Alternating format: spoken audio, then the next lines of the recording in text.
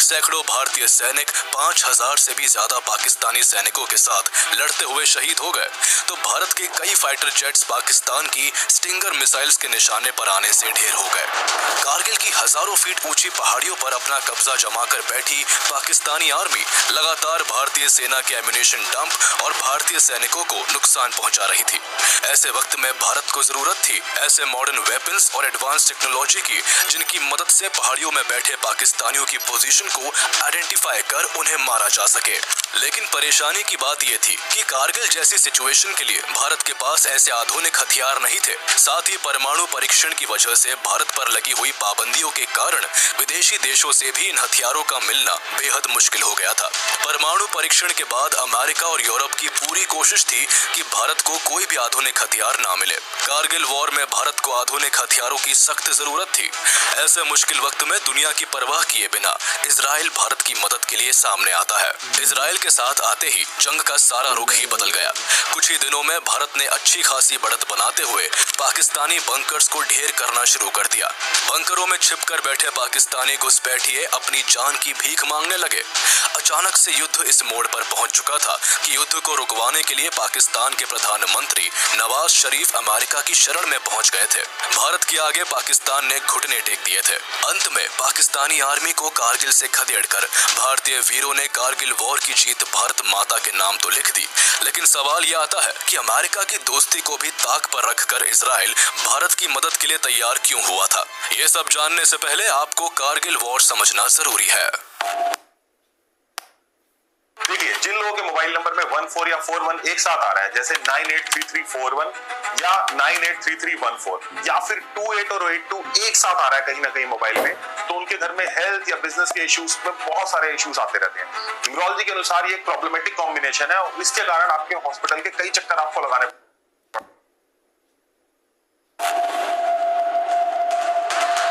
1971 के इंडो पाक वॉर में भारत से करारी हार मिलने के बाद पाकिस्तान बुरी तरह बौखलाया हुआ था।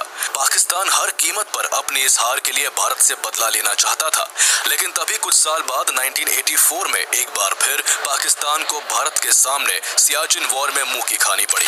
लगातार हार की आग में जलते पाकिस्तानी फौजी परवेज मुशर्रफ को एक और हार बर्दाश्त कर पाना मुश्किल हो रहा था। अब मुशर्रफ भारत से बदला लेने के लिए बेचैन था और उसने ठान लिया था कि जिस दिन उसके हाथ में पाकिस्तान की पावर आई, उस दिन सबसे पहला वार वो भारत पर करेगा। तभी 1998 में परवेज मुशर्रफ के किस्मत के तारे चमके और इन्हें पाकिस्तानी आर्मी का चीफ बना दिया गया। आर्मी चीफ बनते ही मुशर्रफ को भारत पर घाव करने का रास्ता साफ साफ नजर आने लगा। इसलिए अपने मंसूबों को पूरा करने के लिए मुशर्रफ ने भारत के खिलाफ ऑपरेशन बद्र को लॉन्च कर दिया। इस ऑपरेशन के तहत पाकिस्तानी आर्मी LOC को क्रॉस कर भारत की सीमा के अंदर दाखिल हो गई और कारगिल के पहाड़ी क्षेत्रों में घुसपैठ करना शुरू कर दिया। इस घुसपैठ के पीछे पाकिस्तान का मकसद कारगिल वैली से गुजरने वाले नेशनल हाईवे 1A पर कंट्रोल स्टैब्लिश कर कश्मीर और लद्दाख के बीच के कनेक्शन को कट ऑफ करना था।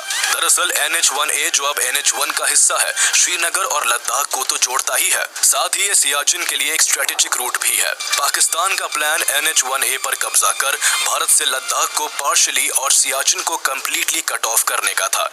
अल्टीमेटली ऐसा करके पाकिस्तान भारत से कश्मीर को हड़पना चाहता था, लेकिन इनका ये प्लान ताशी नामग्याल की वजह से बर्बाद हो गया। पाकिस्तानी सेना के घुसपैठ पर सबसे पहले कारगिल के बटालिक टाउन के एक लोकल शेपर्ड ताशी नामग्याल की नजर पड़ी। वो अपनी खोई हुई याक को तलाश रहे थे कि तभी उन्होंने पठानी ड्रेस पहने कुछ लोगों को भारत के इलाके में बंकर बनाते हुए देखा, जिनके पास बंदूक और ग्रेनेड्स जैसे तमाम हथियार भी थे।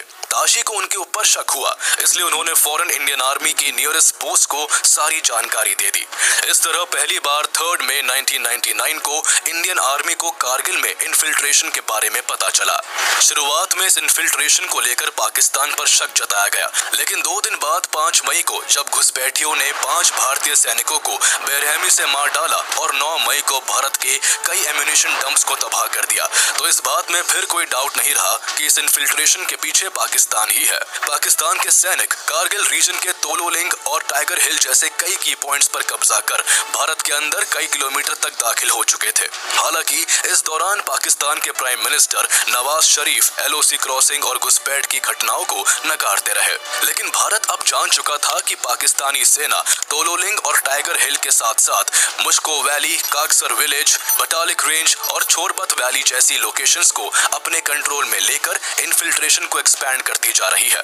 इसलिए पाकिस्तानी घुसपैठियों को खदेड़ने के लिए इंडियन आर्मी 10 मई 1999 को ऑपरेशन विजय को लॉन्च करती है।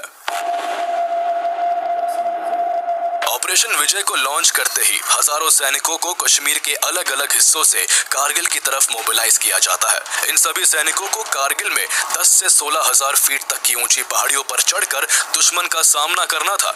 लेकिन परेशानी ये थी कि इतनी ऊंचाई पर पाकिस्तानी घुसपैठियों के बंकर्स होने के कारण वो इंडियन सोल्जर्स को इजीली लोकेट कर ओपन फायर कर सकते थे, जिस कारण दिन के वक्त चढ़ाई करना जान को जोखिम में डालने जैसा था। इसलिए दुश्मन की नजरों से बचकर पहाड़ियों पर चढ़ने के लिए रात का समय चुना गया। हालांकि रात में पहाड़ियों पर चढ़ना और भी मुश्किल काम था। रात के समय इन पहाड़ियों पर हड्डी जमा देने वाली ठंड पड़ती थी और ऑक्सीजन लेवल भी बेहद कम होता था, जिस कारण इतनी ऊंचाई पर सांस लेना भी काफी मुश्किल हो जाता था।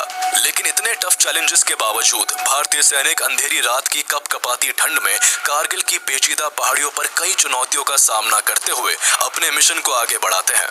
सैनिकों के जोश और जुनून का ही परिणाम था कि ऑपरेशन विजय के शुरू होने के कुछ दिन बाद ही इंडियन आर्मी 16 मई को द्रास मुश्को सेक्टर, 18 मई को पॉइंट 4295 एंड 4460 और 24 मई को मुश्को सब सेक्टर को वापस से अपने कंट्रोल में ले लेती है। लेकिन अभी यह सफलता के केवल कुछ अंश ही थे। पूरी सफलता पाने में आर्मी को भारी मुश्किलों से गुजरना पड़ रहा था। पाकिस्तानी घुसपैठियों के पास ऊंचाई थी, जिस वजह से वो भारतीय सैनिकों को सीधा टारगेट कर रहे थे, जिससे लगातार कैजुअलिटीज हो रही थी। ऐसी सिचुएशन में कारगिल की हजारों फीट ऊंची पहाड़ियों पर छिप कर बैठे घुसपैठियों से लड़ने और इस जंग को जीतने के लिए आर्मी को एयरफोर्स की जरूरत थी। हालांकि कारगिल वॉर के स्टेज तक एयरफोर्स का इस्तेमाल केवल लॉजिस्टिक्स और रेकी के लिए ही हो रहा था, लेकिन अब एयरफोर्स का फुल्ली इन्वॉल्व होना बहुत जरूरी हो गया था, जिस कारण 26 मई 1999 को एयरफोर्स इस जंग का हिस्सा बन ऑपरेशन सफेद सागर लॉन्च कर देती है।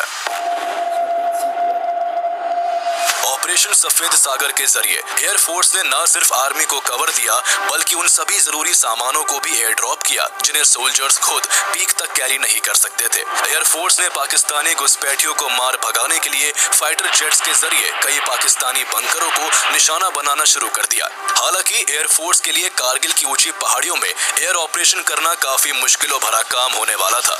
इन्हीं सब में प्रधानमंत्री अटल बिहारी वाजपेयी के सख्त आदेश थे कि किसी भी हाल में एयरफोर्स LOC को क्रॉस ना करे। ऐसे में LOC के अंदर रहते हुए हाई पीक्स पर बैठे हुए पाकिस्तानी घुसपैठियों की लोकेशन को ट्रैक करना और फिर उन पर हमला करना एयरफोर्स के लिए काफी चैलेंजिंग होने वाला था। इन सभी चैलेंजेस के बावजूद एयरफोर्स की ओर से 4 MI-17 हेलीकॉप्टर्स और MiG-21, MiG-23 और MiG-27 नाम के 3 फाइटर एयरक्राफ्ट्स को दुश्मन पर हमला करने के लिए तैनात कर दिया गया। एक और जहां MI-17 हेलीकॉप्टर से रॉकेट दागे जा रहे थे, तो वही 3 फाइटर जेट्स का स्क्वाड्रन भी दुश्मन पर बुरी तरह कहर बरसा रहा था, जिस कारण पाकिस्तानियों के कई ठिकाने चकनाचूर हो गए और कई पाकिस्तानी सैनिक मारे गए। सब कुछ प्लान के मुताबिक चल रहा था कि अचानक से 80 मिलीमीटर के रॉकेट्स को दागते हुए MiG-27 फाइटर जेट के इंजन में गड़बड़ी आ गई, जिसके चलते एयरक्राफ्ट की स्पीड तेजी से कम होने लगी। क्रैश होने के खतरे को भांपते हुए MiG-27 में सवार लेफ्टिनेंट कंभमपति नचिकेता ने पहले MiG-21 में बैठे स्क्वाड्रन लीडर अजय आहूजा को जानकारी दी और फिर विमान से इजेक्ट कर दिया। नचिकेता के बारे में इंफॉर्मेशन मिलते ही स्क्वाड्रन लीडर अजय आहूजा ने अपना विमान उस दिशा में मोड़ दिया जिस तरफ लेफ्टिनेंट नचिकेता का एयरक्राफ्ट फ्लाई कर रहा था। ऐसा करने से नचिकेता की लोकेशन का पता लगाकर उन्हें बचाया जा सकता था। हालांकि पहाड़ी इलाका होने की वजह से नचिकेता की एग्जैक्ट लोकेशन का पता लगाना आसान नहीं था, लेकिन फिर भी अजय आहूजा ने हार नहीं मानी और नचिकेता को ढूंढते हुए LOC के काफी नजदीक पहुंच गए। पर यहाँ पहुंचकर आहूजा को एहसास हुआ कि उनके विमान के पिछले हिस्से से कोई मिसाइल टकरा गई है। दरअसल ये स्टिंगर मिसाइल थी जिसे पाकिस्तान की तरफ से अजय आहूजा के MiG-21 को निशाना बनाने के लिए दागा गया था। मिसाइल टकराने के बाद अजय आहूजा अपने जेट से सुरक्षित निकलने में कामयाब हो गए और वो LOC के पास भारत की सीमा के अंदर सुरक्षित उतरने में सफल हो गए, लेकिन उनका जेट LOC के दूसरे तरफ जा गिरा था। पाकिस्तानी सेना ने स्क्वाड्रन लीडर अजय आहूजा को भारतीय सीमा में घुसकर पहले कैप्चर किया और फिर उन्हें बड़ी बेदर्दी से मार डाला। एक तरफ अजय आहूजा पाकिस्तानी सेना का निशाना बन चुके थे, तो वही लेफ्टिनेंट नचिकेता विमान से इजेक्ट करते समय पाकिस्तान के इलाके में लैंड कर गए थे, जहां पाकिस्तान आर्मी ने उन्हें इमीडिएटली कैप्चर कर लिया था। पाकिस्तान द्वारा स्क्वाड्रन लीडर अजय आहूजा की हत्या करना और लेफ्टिनेंट नचिकेता का कैप्चर होना एयरफोर्स के लिए एक बड़ा झटका था। हालांकि इंटरनेशनल प्रेशर के चलते 3 जून को पाकिस्तान द्वारा नचिकेता को वापस भारत भेज दिया गया, लेकिन इंडियन एयरफोर्स को ऑपरेशन सफेद सागर की शुरुआत के 3 दिनों में ही एक के बाद एक कई नाकामियों का सामना करना पड़ रहा था। 3 दिन के अंदर ही पाकिस्तान आर्मी ने स्टिंगर मिसाइल्स के जरिए भारत के कई फाइटर जेट्स और कई हेलीकॉप्टर्स को मार गिराया था। एक तरफ इंडियन आर्मी कारगिल की ऊंचाई जैसी मुश्किलों से जूझ रही थी, तो वही अब एयरफोर्स को भी काफी प्रॉब्लम्स का सामना करना पड़ रहा था। एयरफोर्स को एक तरफ ऊंचाई पर बैठे पाकिस्तानी घुसपैठियों के निशाने से बचते हुए उन पर हमला करना था, तो वही दूसरी ओर एयरफोर्स के सामने LOC को पार न करने का चैलेंज भी था, क्योंकि ऐसा करने का अंजाम पाकिस्तान की मिसाइल्स के निशाने पर आना था। इसलिए air chief marshal Anil Yashwant Tipnis को कुछ ऐसे एडवांस मिलिट्री टूल्स की जरूरत पड़ी जिनसे कारगिल की पहाड़ियों में छिपे दुश्मन की एग्जैक्ट लोकेशन पता लगाकर उन्हें खत्म किया जा सके।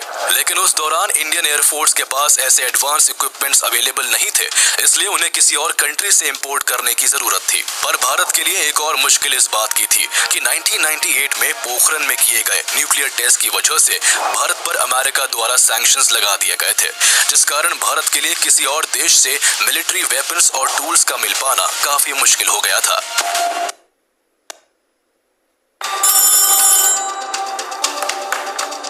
हेलो, क्या 199 वाला वर्कशॉप? जी हाँ, करवाते हैं। मुसीबत की इस घड़ी में इंडियन एयरफोर्स को एडवांस वेपन्स की सख्त जरूरत थी। भारत के लिए ये वॉर काफी क्रिटिकल सिचुएशन से गुजर रही थी, इसलिए देर न करते हुए भारत ने इजराइल का रुख किया। भारत की ओर से इजराइल के सामने एडवांस टूल्स एंड वेपन्स की लंबी लिस्ट के साथ उसकी डिलीवरी जल्द से जल्द करने की अपील की गई। एक तरफ जहां अमेरिका ने भारत को GPS एक्सेस देने तक से मना कर दिया था, जिससे कारगिल की पहाड़ियों में कब्जा किए बैठे पाकिस्तानी घुसपैठियों की लोकेशन को ट्रैक करने में मदद मिल सकती, तो वही दूसरी ओर इजराइल ने भारत की अर्जेंसी को समझते हुए फौरन हर मुमकिन मदद मुहैया करने का काम किया। इजराइल ने न केवल इंडियन एयरफोर्स के फाइटर जेट्स के लिए लेजर गाइडेड मिसाइल्स प्रोवाइड किए, बल्कि ऐसे सर्विलेंस ड्रोन्स भी दिए जिनसे इजीली पाकिस्तानियों पर निगरानी रखी जा सके। इसके अलावा इजराइल ने पाकिस्तान को लेकर भारत के साथ कई खुफिया जानकारियां भी साझा की, जिससे भारत को इस वॉर में काफी बढ़त मिलने वाली थी। हालांकि इस दौरान भारत की मदद करने की वजह से America and other western countries का इजराइल के ऊपर काफी दबाव था। अमेरिका ने इजराइल पर इंडिया को मिलिट्री इक्विपमेंट का सपोर्ट न देने के लिए काफी प्रेशर डाला, लेकिन इजराइल इस प्रेशर के बावजूद भी भारत की मदद करने पर डटा रहा। इसके बाद अमेरिका की तरफ से वेपन डिलीवरी में डिले करने की कोशिश भी की गई, लेकिन इजराइल ने अमेरिका की दोस्ती को भी ताक पर रखकर भारत को जल्द से जल्द सारी जरूरी चीजें अवेलेबल करवाई। इजराइल ने भारत को वो lightning electro optical targeting pods भी प्रोवाइड किए, जिनको खरीदने की डील भारत ने इजराइल से 1997 में ही कर दी थी। हालांकि डील के हिसाब से इन टारगेटिंग पॉड्स की डिलीवरी में अभी काफी समय बाकी था, लेकिन कारगिल वॉर की सिचुएशन को समझते हुए इजराइल ने डिलीवरी डेट से पहले ही इन्हें भारत को डिलीवर कर दिया। इन लाइटनिंग टारगेटिंग पॉड्स की खासियत थी कि इनमें एडवांस प्रिसीजन टारगेटिंग सिस्टम होने के कारण इंफ्रारेड रेडिएशन की हेल्प से बहुत दूर से ही किसी भी टारगेट को आइडेंटिफाई और लोकेट किया जा सकता था। साथ ही इन पॉड्स में एक हाई रेंज कैमरा भी मौजूद था, जिसकी मदद से पायलट किसी भी टारगेट की पिक्चर को हाई रेजोल्यूशन में कैप्चर कर सकता था। इजराइल की तरफ से दिए गए ये टारगेटिंग पॉड्स इंडियन एयरफोर्स के लिए काफी मददगार साबित होने वाले थे, लेकिन प्रॉब्लम अब ये थी कि इन आधुनिक हथियारों में इंडियन एयरफोर्स को उस वक्त इतनी एक्सपर्टीज नहीं थी कि वो टारगेटिंग पॉड्स और बाकी एडवांस टूल्स को इस्तेमाल कर सके। भारत के इस उलझन को भी दूर करने के लिए इजराइल ने मदद का एक और कदम बढ़ाया और अपने टेक्निकल इंजीनियर्स को भारत भेज दिया, जिस कारण एयरफोर्स के पायलट्स और टेक्निकल टीम्स को इन सभी वेपन्स के इस्तेमाल के बारे में काफी कुछ सीखने को मिला, जिसका यूज अब कारगिल वॉर में पाकिस्तानी घुसपैठियों के खिलाफ किया जाना था। इजराइल के इंजीनियर्स की हेल्प से टारगेटिंग पॉड्स को मिराज फाइटर जेट्स में इंस्टॉल किया गया, जिससे पहाड़ियों में छिपे बैठे पाकिस्तानियों को अब इजीली टारगेट किया जा सकता था। लेकिन अब एयरफोर्स को यह डिसाइड करना था कि टारगेट आइडेंटिफाई होने के बाद किन बॉम्ब्स की मदद से टारगेट पर अटैक किया जाए। दरअसल उस समय भारत के पास केवल 60 लेजर गाइडेड बॉम्ब्स ही मौजूद थे, जिनका इस्तेमाल टारगेटिंग पॉड्स के साथ फाइटर जेट्स में किया जा सकता था। लेजर गाइडेड होने के कारण ये बॉम्ब ज्यादा इफेक्टिव थे, लेकिन इन बॉम्ब्स की शॉर्टेज होने की वजह से एयरफोर्स इनका कम से कम इस्तेमाल करना चाहती थी, ताकि युद्ध के ज्यादा लंबा खिंचने पर भारत की तैयारी पर असर ना पड़ सके। हालांकि इन बॉम्ब्स की तादाद को बढ़ाने के लिए भारत ने यूएस से कुछ साल पहले ही पेववे लेजर गाइडेड बॉम्ब्स को खरीदने की डील भी की थी, लेकिन भारत पर सैंक्शंस लगने की वजह से यूएस ने कोई भी सप्लाई करने से साफ इनकार कर दिया था। ऐसी क्रिटिकल सिचुएशन में इंडियन एयरफोर्स ने काफी समझदारी से काम लिया और मिराज फाइटर जेट्स में टारगेटिंग पॉड्स के साथ 1000 पाउंड के डम बॉम्ब्स को इंस्टॉल किया। दरअसल लेजर गाइडेड बॉम्ब्स की कमी को पूरा करने के लिए ये एक तरह से एक्सपेरिमेंट ही था, जिसका पहले कभी भी टेस्ट नहीं किया गया था। इसलिए जुगाड़ या तो किफायती और असरदार साबित हो सकता था, या फिर ये एक्सपेरिमेंट पूरी तरह से फेल भी हो सकता था। लेकिन सिचुएशन को ध्यान में रखते हुए एयरफोर्स ने एक बड़ा रिस्क लिया और डम बॉम्ब्स को फाइटर जेट्स में अटैच कर दुश्मन पर हमला करने का प्लान बनाया। मिराज फाइटर जेट्स अब आसमान में थे और दुश्मन को घेर कर मारने के लिए पूरी तरह तैयार थे। इजराइल के टारगेटिंग पॉड्स की मदद से पायलट्स को पाकिस्तानियों की एग्जैक्ट लोकेशन का पता चल रहा था, साथ ही उस जगह की क्लियर इमेज भी पायलट्स के कॉकपिट में मिल रही थी।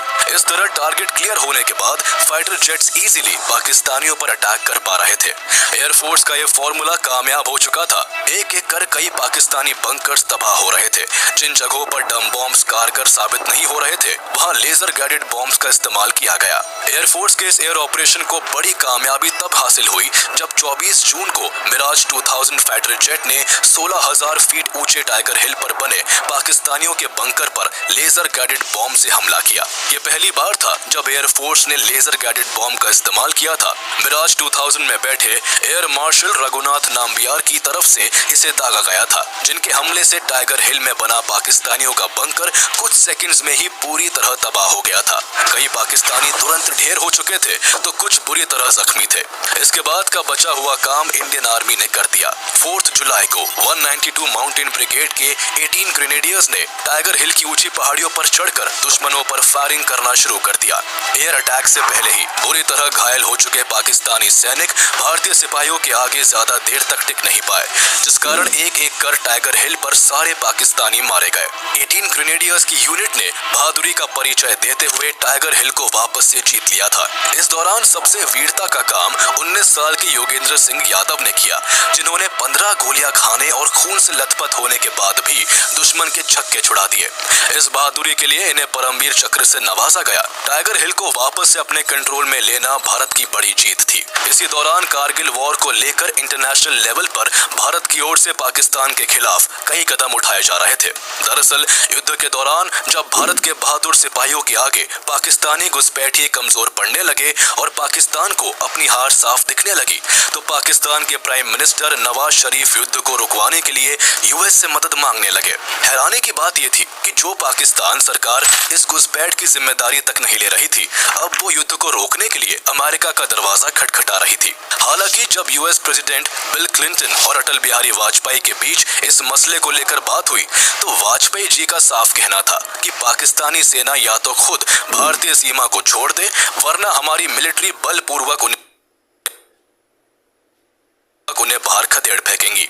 इसी दौरान वाजपेयी जी को पता चला कि पाकिस्तान कारगिल वॉर में परमाणु बम का भी इस्तेमाल कर सकता है, तो अटल बिहारी वाजपेयी ने साफ शब्दों में कहा कि अगर ऐसा हुआ तो अगली सुबह का सूरज निकलने से पहले तक पाकिस्तान दुनिया के नक्शे से गायब हो जाएगा।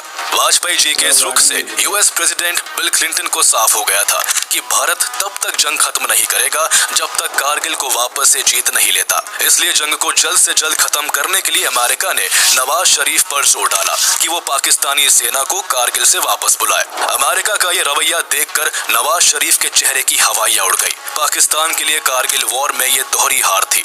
एक तरफ वो ग्राउंड लेवल पर भारत से शिकस्त खा रहा था, तो वही अमेरिका और बाकी देश पाकिस्तान को बेवजह युद्ध शुरू करने के लिए फटकार रहे थे। जहां पाकिस्तान के प्रधानमंत्री इंटरनेशनल प्रेशर में थे, तो वही पाकिस्तानी सैनिकों पर इंडियन आर्मी और एयरफोर्स मौत बरसा रही थी। इजराइल के टारगेटिंग पॉड्स की मदद से एक एक कर सारे पाकिस्तानी ठिकानों को टारगेट किया जा रहा था। इंडियन एयरफोर्स अपने हमले से टाइगर हिल में बने पाकिस्तान के कमांड एंड कंट्रोल सेंटर को तो तबाह कर ही चुकी थी, साथ ही एयरफोर्स ने मुंतो धालों में पाकिस्तानी सेना का सप्लाई डंप भी ढेर कर दिया था। इन हमलों से पाकिस्तान सेना की कमर टूट चुकी थी। ना उनके पास छुपने के लिए बंकर बचे थे, ना ही लड़ने और जिंदा रहने के लिए कोई सप्लाई लाइन। कारगिल पर कब्जा कर भारत से कश्मीर को हड़पने का मंसूबा पाले पाकिस्तानियों के हौसले अब पस्त हो चुके थे। इसलिए हार और दबाव के चलते पाकिस्तानी सेना को कारगिल से पीछे हटना पड़ा। पाकिस्तानी ट्रूप्स LOC को पार कर वापस पाकिस्तान जा सके, इसलिए भारत की तरफ से 12 जुलाई 1999 को एयरफोर्स का ऑपरेशन सफेद सागर रोक दिया गया। लेकिन जब कुछ पाकिस्तानी सैनिकों ने चालाकी दिखाते हुए घुसपैठ जारी रखी और भारतीय सैनिकों पर हमला किया, तो उन्हें फिर से उन्हीं की भाषा में समझाया गया, जिस कारण 26 जुलाई तक एक एक पाकिस्तानी कारगिल को छोड़कर जाने के लिए मजबूर हो गया था। इसी वजह से 26 जुलाई 1999 को भारत की जीत के साथ कारगिल वॉर ऑफिशियली खत्म हो गया। इसलिए हर साल इस दिन को कारगिल विजय दिवस के रूप में मनाया जाता है। इस कारगिल वॉर को विजयी बनाने में भारतीय सैनिकों ने लगभग 4000 पाकिस्तानी मार गिराए थे, तो वही भारत के लगभग 500 जवान शहीद हो गए थे। एक और जहां कारगिल वॉर की जीत में भारतीय फौजों का साहस और बलिदान शामिल है, तो वही इजराइल के योगदान को भी भुलाया नहीं जा सकता है। इजराइल ने सही वक्त पर भारत को सही वेपन्स और मिलिट्री टूल्स देकर कारगिल वॉर में एक इम्पोर्टेंट रोल निभाया था। यही वजह थी कि कारगिल वॉर के खत्म होने के बाद साल 2000 में external affairs minister Jaswant Singh और होम मिनिस्टर लाल कृष्ण आडवाणी ने इजराइल का दौरा करके इजराइल का आभार व्यक्त किया था। भारत पाकिस्तान के मंसूबों से अच्छी तरह वाकिफ था, इसलिए कारगिल वॉर जैसी सिचुएशन के लिए अब भारत पहले से अपनी तैयारी को मजबूत रखना चाहता था। इसी कारण साल 2000 से 2010 के बीच इजराइल से भारत ने करीब $10 बिलियन के मिलिट्री इक्विपमेंट्स इंपोर्ट किए। देखा जाए तो कारगिल वॉर के बाद भारत और इजराइल के रिश्ते में एक बहुत जरूरी मोड़ आया, जिसके बाद से हथियारों का लेन देन तो बढ़ा ही, साथ ही भारत और इजराइल की दोस्ती की नींव भी मजबूत होती गई। हालांकि ये पहली बार नहीं था जब इजराइल ने भारत की मदद की थी। ভিডিঅ' চাই কেনেকুৱা পালে জনাব। কাৰ্গিল যুদ্ধত ইজৰাইলে কেনেকৈ ইণ্ডিয়াক সহায় কৰিছিলে তাৰ বিষয়ৰ ওপৰতে এই ভিডিঅ'টো আছিল। ইয়াৰ এই সম্পূৰ্ণ ভিডিঅ'টোৰ ডিছক্ৰিপশ্যন বক্সত লিংক দিয়া আছে, আপোনালোকে গৈ যদি চাব বিচাৰে চাব পাৰে। Thank you.